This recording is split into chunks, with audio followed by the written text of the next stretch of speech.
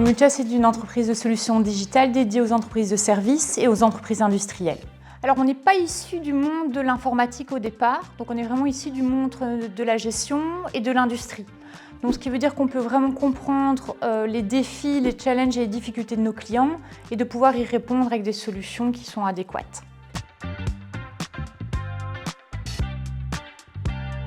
Entre 30 et 40% de nos budgets sont dédiés à la recherche et développement. Tout d'abord pour rester dans le cadre de l'innovation constante, mais l'innovation sur 2 points. Donc il y a l'innovation sur la partie des technologies, mais également l'innovation en termes de besoins clients et des marchés.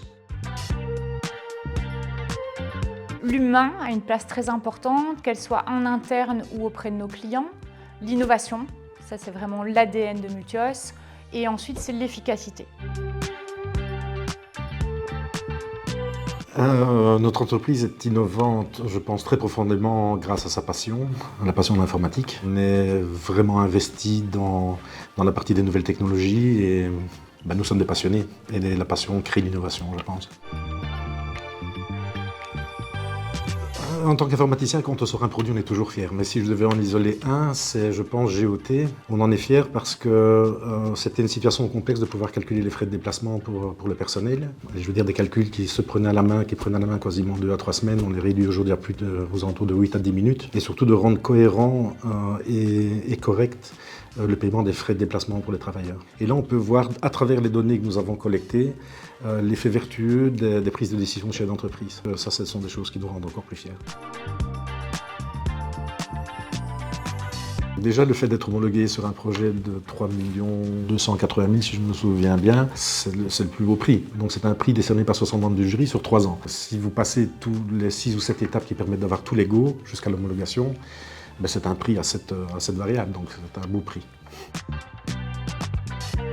Tous les pays qui travaillent avec le Pan People, donc c'est assez vaste, l'Europe, le Japon, Singapour, l'Amérique.